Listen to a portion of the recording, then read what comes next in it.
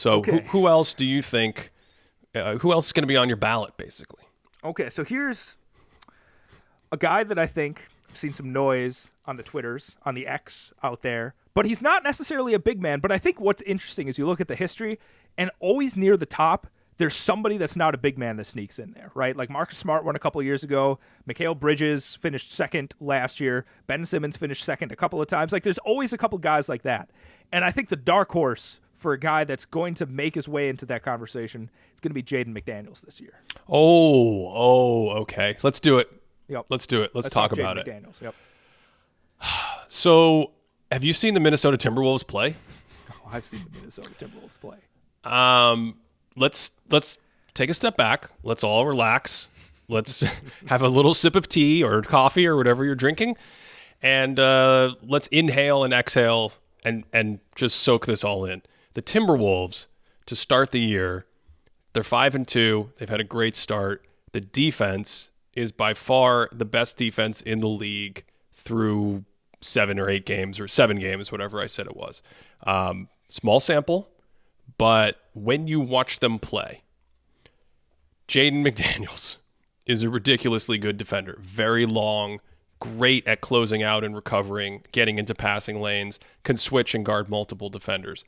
Anthony Edwards has phenomenal man possessions. There was a possession at the end of the game the other night against the Celtics, that aforementioned game we were talking about. It was an amazing game, by the way.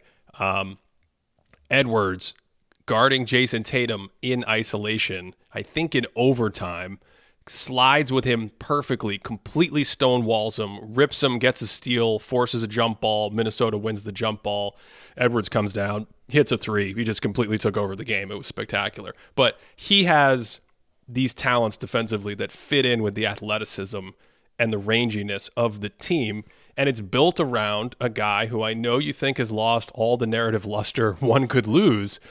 All his goodwill French sort of credits have gone to a rookie in San Antonio. But Rudy Gobert is playing very well. Rudy Gobert's rim presence has been incredibly strong even last year in Minnesota still. So one, are we talking about a team that is either the best defense in the league or going to finish with like a top 3 or 4 defense?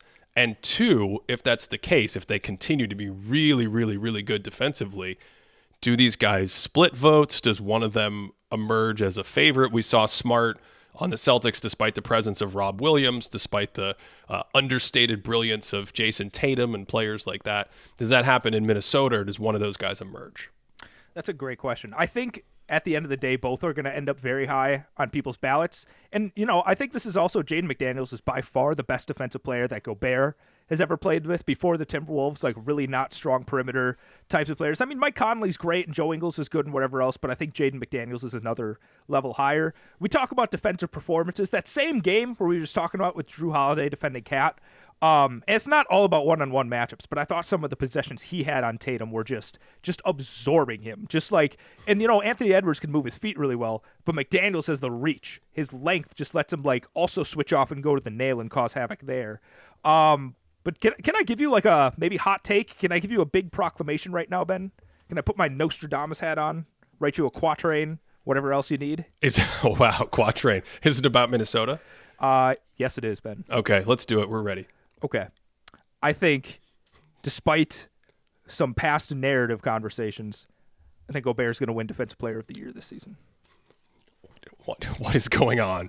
Yeah. What is happening? I think he's going to win Defensive Player of the Year. The issue, because here's the other thing. I was going through the list of everyone, and it might be easier if there was somebody that had a huge narrative boost, but I actually think a lot of the other guys that are going to be competing at the top, I don't necessarily know if they're sitting like the prettiest in everyone's eyes as well, right? I don't think they have this quite as much shine as they may have had in seasons when they were very serious contenders. And I kind of think we maybe have some distance if the Timberwolves have a great defense, despite like Karl Anthony Towns at the 4.